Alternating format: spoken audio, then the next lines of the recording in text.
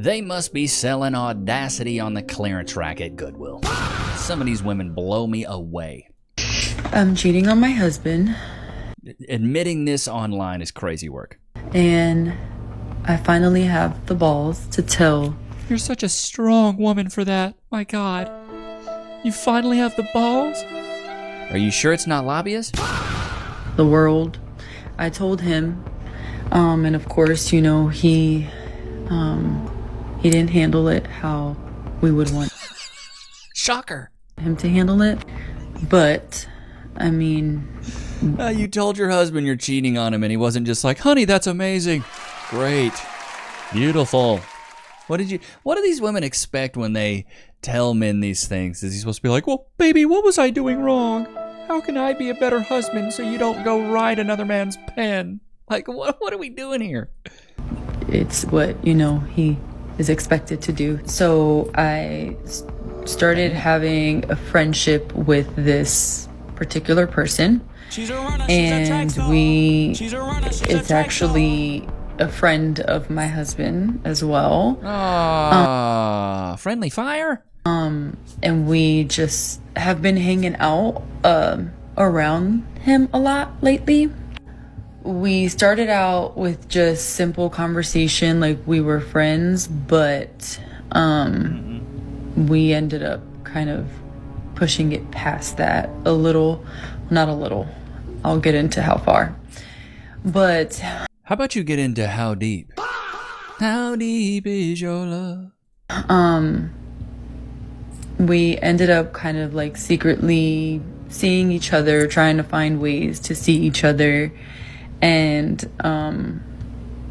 doing that behind my husband's back. Part 2 of what's going on with me cheating on my husband. So we ended up with me writing love letters and stuff. So I started really growing feelings for him. What are we in the 3rd grade? I wrote him a love letter. What? I wrote him a love letter to tell him how much I loved him. Stop it, bro. God. Stupid. You're a grown woman with grandma glasses writing love letters. And I never thought that you could for 2 people. I thought that as women or men, like it's like you love one person and that's it. However, not true. Well, when you are the neighborhood bicycle, she's the village bicycle. Everyone's had a ride. You can love a lot of people. I think the reason these women typically fall in love with these guys and hop around on the penile carousels because it makes them tingle again. It makes them feel young. It's like, oh, he makes my giny tingle. You know, and so they get on there and they get with these guys because they feel special again.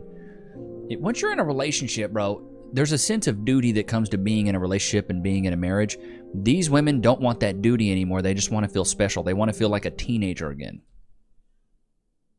Oh, sorry. So I started going back in the days where I just started writing him love letters and stuff, and we would secretly pass it to each other. I didn't want like the evidence on my phone too much. So I started writing him these little notes and like making them into like straw looking paper, and I would pass them to him whenever he would come around. And he kept them, I guess. And he would read them and we would smile and stuff at each other. And the reason the relationship to them probably felt so good is because it's so taboo. You're not supposed to be doing it. That's why the female fantasy is cheating. I don't know about you guys, Chad. I've been watching a lot of these Hallmark and Lifetime movies. Guilty as charged, I know. Levi watching Hallmark movies and Lifetime. Hey, sometimes I like to get in my feels too, okay? Some of those Christmas movies, watching them with Cass and Baby Nichs just snuggled up, drinking some hot cocoa with a little bit of whiskey in it, is good. I don't mind it. They're cheese ball as ever. They're like those cheese balls you get at Walmart, you know, the big bucket of cheese balls. They're cheesy. They're corny as a cob. But sometimes they're funny. But it's always this, almost the same trope every time.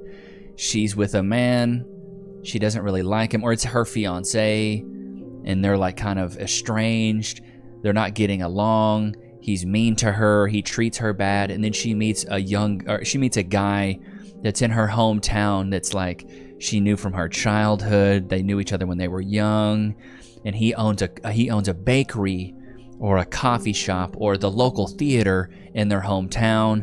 And she's starting to snuggle up next to him. Her grandma's the executive producer of this little theater. Her grandma starts getting a little bit of a cough. She gets sick. I can't do the yearly Christmas bazaar special play. You're going to have to do it, Rebecca. And then Rebecca has to pull up through the clutch and has to be the executive producer of this play. And the guy's helping with the play. And then they fall in love. And then at the very end, her fiance comes into town and she's like, I'm going to be with Robert now. That's what it is. It's this whole female fantasy. There's a reason there's tons of these books out. There's a reason that this is a thing. But cheating is the female fantasy. It's really weird. I don't get it, but that's what it is. We still texted each other. It was a lot of like deleting messages and then going to recently deleted and deleting those as well.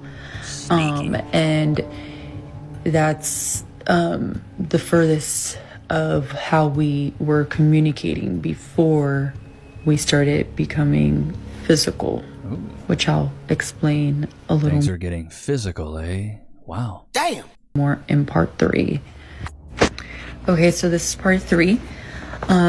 So now that the like building the connection part has passed, we ended up starting to do like stuff secretly when we would go over, maybe do the dishes, help with the kids. What kind of secret things are we doing here? Going to the little tree house? Over when my husband and I would go over to his house, and whenever we would go over there, I would try to go over there more, obviously, because I really wanted to see him.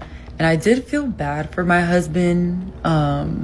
Like, you're a liar. No, you didn't. It was sad to know what I was doing, knowing that he really loves me the way he does, but I really did not care. I still wanted to always go around this other guy. Wow. Admitting, she's like, I did not care. I wanted this other guy. Yikes. Imagine if a guy got online and started doing this. The reason was because I couldn't believe that there was someone else besides my husband that I really am like emotionally attached to now. So this is a big deal for me, at least. No, it's not a big deal. You're just emotionally shallow. It's not hard to talk the pillow talk and the puppy love. I love you so much, baby. You're just amazing. I look at you walking and it just reminds me of an angel gracing a cloud. Like, come on, bro. This is middle school stuff. I can just tell by the way she talks. She's not the brightest crayon in the box. Stupid. And this is all part of the conversation that I had with my husband. So anyways, we have been going around to his house a lot more often. He also has a daughter, so we bring, like, you know, our children over there. And the last time we went over there is when it really hit the fan. So this is why I say women will sacrifice their families for their happiness, but men will sacrifice their happiness for their families. A lot of weird stuff started happening. And weird stuff is in like you being a cheater? I started getting like really scared because my husband was doing a lot of acting suspicious. Like he was looking through stuff. She's like blown away. He's acting suspicious. You're actively cheating and you're like, why is he being suspicious? And I got nervous. Because I knew and I had a feeling Her and this guy were trying to mix jeans, get you out the denim. This guy was saving all of my love letters. So I'm like, oh my gosh, I hope he does not have my love letters around here somewhere. Because, oh my gosh, if my husband finds them, I would be heartbroken for him. Oh my God, I would be heartbroken for him. The callousness of this. This is premeditated. I would feel heartbroken for him. You're doing the damage though, dummy. So now the bedroom search. So we are at my, I guess lovers will call him. That is so wrong, but we're at my lover's house, and my husband started to, like I said, kind of just look around a lot. So he was looking through like the stuff that was on, you know, his desk, and he had like a dresser. Like his room was really big, so like we would sit like on the couch in there and stuff like that. And his daughter's room was, you know, around the corner. But anyways, we were in there, and my husband was like looking through like at trophies and papers and stuff. Anyways, he had my straw-like letters. He had them posted up on the shelf inside of his room. And for some reason, I don't know why, of course, but my husband ended up like grabbing the stack of them. It looked like sage, basically, like when you have like the sticks and stuff. It was like thin straw like that. Oh, the irony of your love letters looking like sage, burning away the nasty spirits. So my husband ended up grabbing them and became suspicious. I'm like, oh my gosh, what are these? This is weird, like wrapped up paper. Like, I wonder what this is. So I'm looking because I know what they are. Like, I'm like on the bed, kind of like this, and I'm just, you know, looking at being a 304, doing my thing. My husband in front of me with these papers in his hand. And bro, what's crazy is this woman ain't even fine. She looks like she's an extra on the show Arthur for the kids. Shots fired! You know what I mean? Hey Arnold looking at. And I'm getting super nervous because I'm like, oh my God, he's going to look at these letters, and he knows how I write. He knows how I talk. So I started getting really nervous. My heart is pounding even thinking about it. Every time that my husband and I would joke about like me cheating on him, he's like, girl, you will be in a grave, you and whoever it is. Why and would you you're joke never about going to that? leave me, blah, blah, blah. However, in this moment, he did not react that way. He did not. Because you're actually doing it. He reacted very calmly. Like I said, I can see that he was very hurt. Like, I can see it. I know him. He's my husband. So but he acted very calmly and like very mature. Dude, why does it seem like she's happy? I don't even know if I used that correctly. But anyways, he acted very calm, and he just left and took the two kids. We only had AJ and Aliyah with us. I bet it made Yoink, Scooby. Let's get to the point of this. Come on, I know there's more lore. I love these little lore stories here. Like I said, there was a U-Haul truck there. And my heart dropped because I'm like, oh my gosh, immediately he is moving out. Yeah. And, you know, already has his stuff. Good for him. In this U-Haul truck. Like, it's like it happened so fast. So I'm like, oh my gosh, he's leaving me for real. So, like I said, that broke my heart. And I tried to talk to his mom and see like where her mind was, where his mind was. The audacity. What does this got to do with his mama? This got to do with you and him. And you're the neighborhood bicycle. She's the village bicycle. Everyone's had a ride. And now you're a booty hurt that he leaving you for something you did, boy? She was just like, you know, I don't know what to tell you. You know, he didn't tell me the full story. I just know that he asked me if he can come back, and he's here. So I was taken aback. Like, you're really going to end our whole marriage just because of that? this one. You're really gonna end our entire marriage because I'm bucking your best friend? Like I said, they must be selling Audacity on clearance at Target, because Lord have mercy, the audacity of a woman to have that and be like, I'm heartbroken, I can't believe he would do that to me, and boy, you've got to be weirder and crazier than a freaking $2 hooker to think that that's not how he should react. He should definitely react that way. Chat, put a 1 in the chat if you'd react that way. You'd see it happening, go, all right, cool. Go get the kiddos. I got the evidence I need. I'm stealing these love letters. I'm going to go ahead and show my lawyer. That way you don't get 1 brown penny from me. Copper penny from me. I'm going to get a U-Haul. I'm going to pack up, and I am out like a light. I'm going to get out of your hair like your favorite shampoo. Shibananaya should have bought a Honda, put it on a t-shirt. I'm out of here. Taking the kiddos. Gonna put you on child support. Get a job. I want my coin now. This is exactly how he should react. This is what I tell men. You find out your girl cheating on you, bro? See if I got any more coffee here. Somebody asked me, Levi, what's that smoking in the background? Do you smoke? It's coffee, brother. I got one of these Ember cups that keeps the coffee nice and hot. Some of you guys asked for an affiliate link for the lamp. If you just go to Amazon and look up a volcano humidifier, you'll find one. I bought like 3 of them to see which one I liked. I like this one the most. It's cool. It blows O's as well. But neither here or there. What was I talking about? Oh, this is what I tell men how to react. You find out the stuff is happening very calmly. You never go back and forth with these women. You don't try to reason with her. Baby, it's just... Take me back, Rebecca, baby. I know, I'm so sorry. I'll step up this. No. You don't do any of that. You don't meet her at her level and get emotional. You do exactly what he did. Be stoic. One of the stoic philosophies that I live by every day is you only have control over how you react. You don't have control on what's going to happen in your life. Somebody might hit you in their car. Somebody might cut you off in traffic. Somebody might cut you in line when you're at Chick-fil-A trying to get a little chicken Sammy. Things are going to happen to you. You don't have control over anybody else, but what you do have control over is how you react to any given situation. I choose to react calmly. Every situation that happens. Something hectic happens with the baby. She wakes up in the middle of the night. She's screaming and crying. Instead of getting emotional and being like, oh my God, and freaking out and being frantic, I'm cool as a cucumber, dude. Keep it super cool. Cool, calm, collective.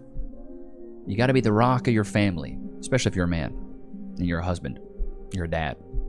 You can't be the one getting emotional and be like, oh my God, what's going on? Oh my God. You can't be freaking out, bro. You got to be chill.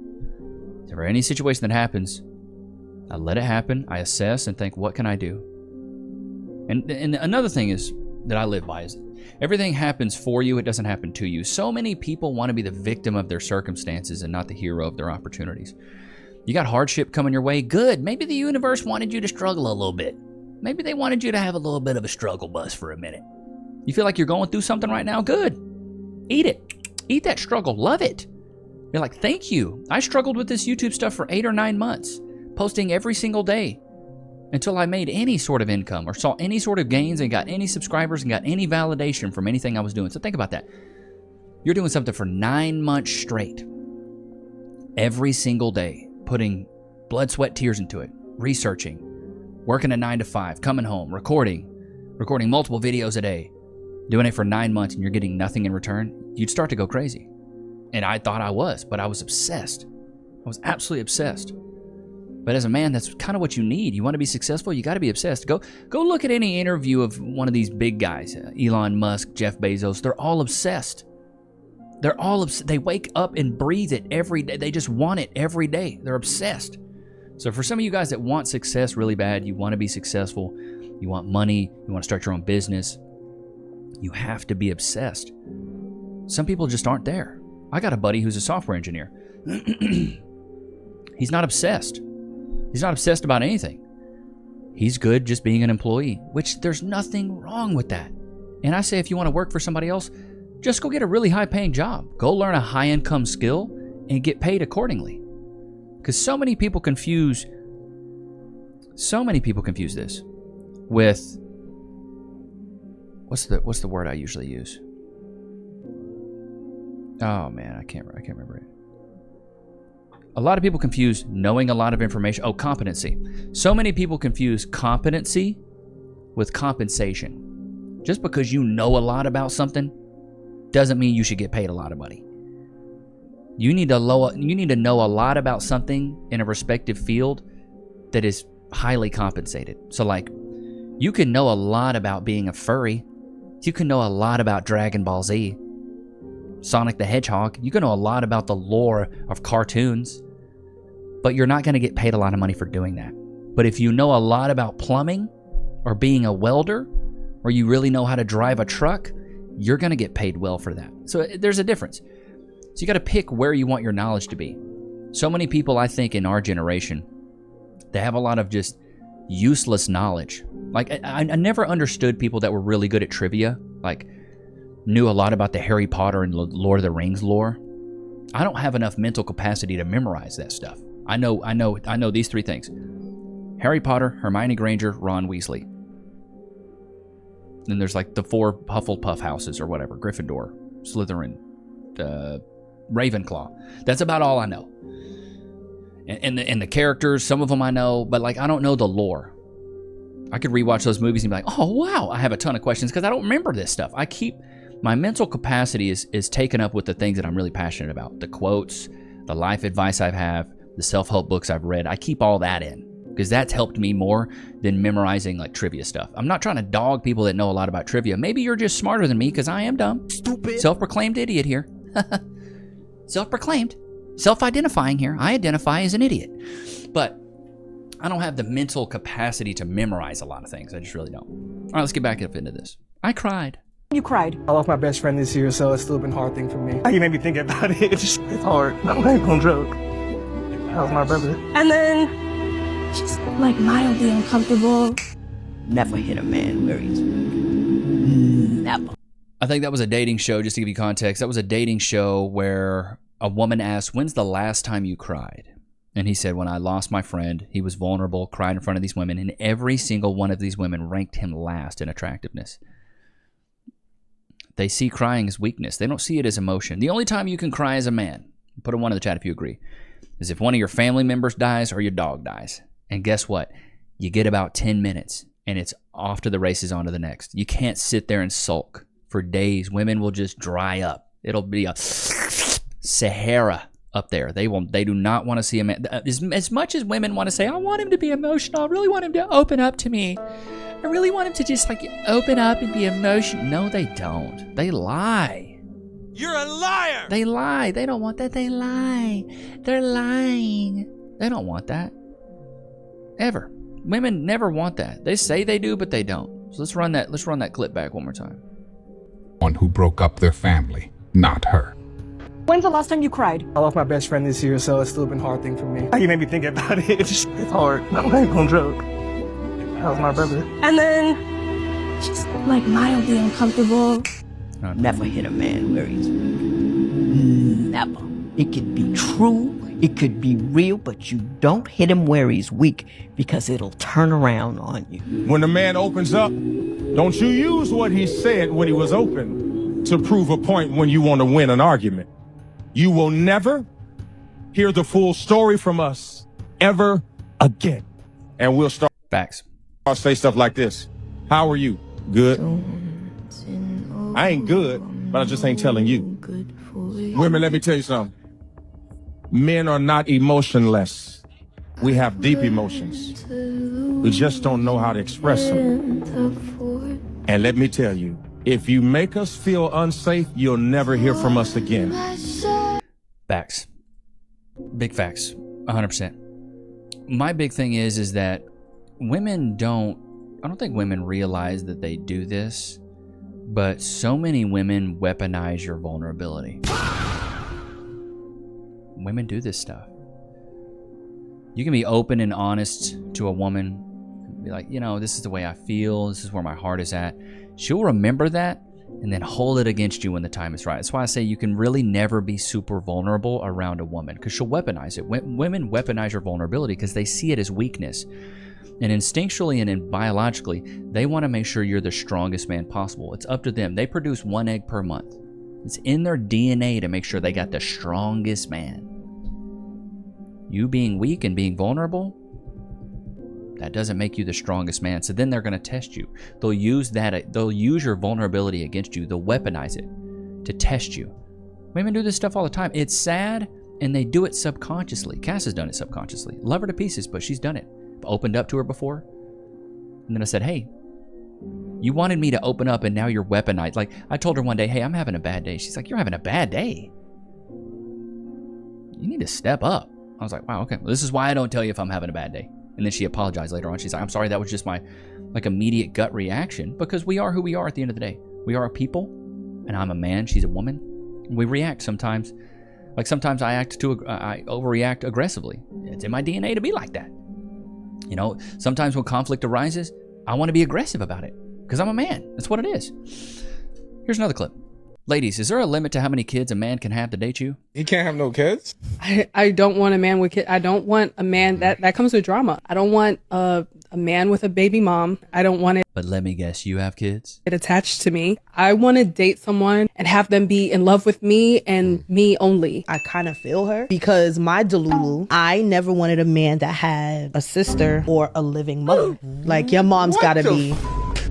A sister or a living mother. Wow. You got a sister? How many sisters you got? 3?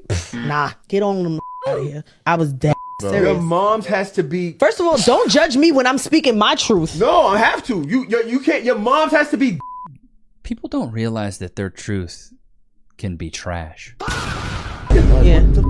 The way some mothers are with their sons and the way that they treat their sons like they man, and that is disgusting. Bruh. Like, if you got plans with me, you gonna dub me because your mother needs to go to the supermarket? So now I gotta wait for hours because you gotta go with your mother to the supermarket? Where's her man? I know we had plans, but my sister need me to. Where's your dad? Women don't like competition. But I'm not your competition. Yes, I'm you your are. brother's girlfriend. I'm your son's girlfriend. The way she loves him against the way that you. Go see the lady. That's all you doing right now is like, I don't like the fact that somebody else cares about your well-being more than me. The idea of them to judge me. I'm not coming second to no other woman. I need to be able to call my man. I can't rely on my man because at any given day he got to do something for 6 other bitches. Yeah. Now, I actually agree a little bit with her. I ain't gonna lie to you, because what this does is when you don't create boundaries with your mom as a son, and this is coming from a past son husband, because I was raised by a single mom. My dad wasn't around, and my mom would almost treat me like a proxy partner. It's weird, but it's a thing. I actually got over this from learning from Kevin Samuels, and I can be vulnerable with you guys and telling you guys this. That's why I know so much about it, because I used to be one. But son husbands will prioritize their moms over their partners. And when you're married, it even says in the Bible, your wife becomes your number one, and then your child, and then your mom. That's why you can ask a guy, rank these 3 in order of the most important. Your mom, your kid, your wife. Who's the most important? If you don't say your wife first, you're a son husband, dude. A lot of people are like, well, my kid. No. In the Bible, it's the man, it's the wife, it's the kids, then it's your mom. Your mom has to come last. And I'm not saying you got to be rude to your mom, mean to your mom, but the needs of your wife and your child oversee or overshadow the needs of your mom. She's right. Her mom or his mom should have a husband. You need to go to the supermarket, call your husband. Why are you calling me? I ain't your husband. I'm not your man, okay? It's not my you're not my duty anymore. You're not my job. You're not my responsibility to take care of you anymore. But so many single moms put their sons in the son-husband bucket, and they get wrapped up into this. And they'll get wrapped up into it until they're 30, 40, 50 years old. I was doing a series on Instagram last year called Are You Delusional? I need to bring it back. But this guy basically hopped on. He was 28 years old. He was like a golf manager at a little golf course. He was like managed a little golf hut where people would rent clubs and stuff. And I asked him that question, mom, daughter, wife, who's the most important? He's like, oh, my mom for sure, then my daughter, then my wife. And I'm like, so you're a son husband? He's like, what's a son husband? I was like, oh, you think your mom's more important than your wife and your daughter? He's like, well, no, I mean, she is. I was like, okay, well then you're a son husband. Just say like it is what it is. And he got defensive. He's like, well, who's gonna help my mom? And I'm like, I don't know, her husband, her boyfriend. Why are you having to pick up the reins and play like her boyfriend and play like her husband? And he got like offended by that. I was like, bro, you're a son husband, and a lot of guys will.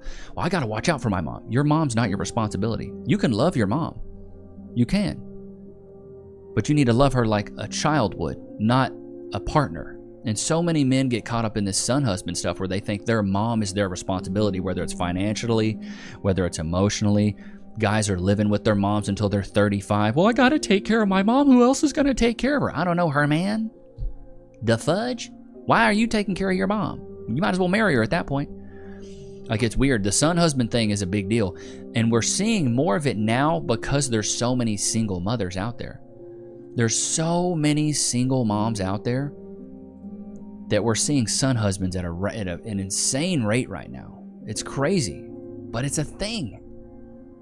You don't see daughter wives near as much, but you see son husbands all the time, dude. You see son husbands all the time. Loki, have I not fed you yet, dude? Word of the day, don't be a son husband. You know what I mean? Loki, free. Sit. Shake. Good boy. Wait.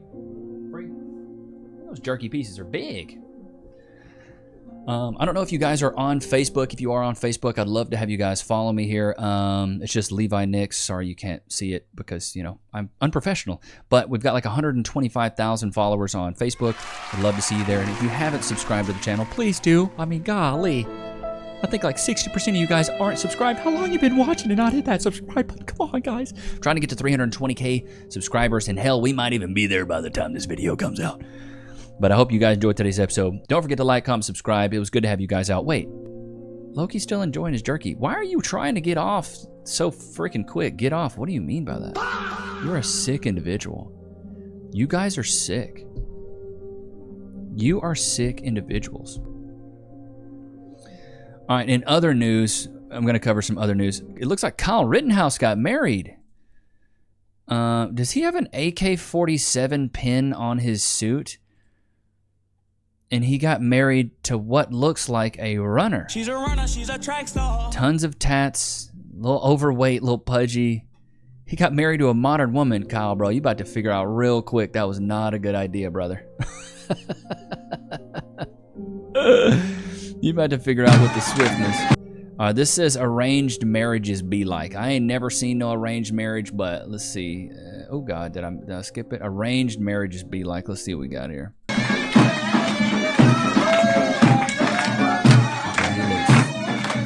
Very happy. She looks extremely happy. Like everybody else is way happier than you is.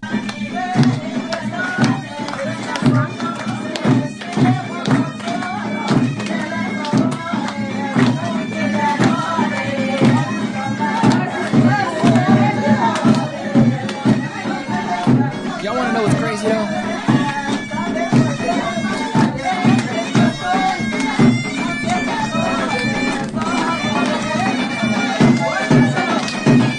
It's the... You want to know what's crazy though? Arranged marriages generally have significantly lower divorce rates, around 4 to 7%. Loki, you okay back there? Good Lord, son. Chew it before you swallow. 4 to 7% compared to self-chosen marriage rates, marriages, 30 to 50% in the U.S. are divorce rates, with India seeing rates as low as 1%. However, these statistics don't tell the whole story, as social pressure, family stigma, and cultural norms often discourage divorce in arranged settings, leading people to stay in unhappy marriages, making low rates a sign of marital success or lack of options. I'm telling y'all though, because people get married and they understand it's a sense of duty. It's a sense of duty. So many people get married and just want to get married because it makes their insides tingle, you know, where arranged marriages, it's a sense of duty. Not saying that we should start doing arranged marriages more, but just saying the numbers don't lie. Ain't that right, Lokes? You having fun back there? But I hope you guys enjoyed today's episode. Don't forget to like, comment, subscribe. It was good to have you guys out, man. Until next time, peace.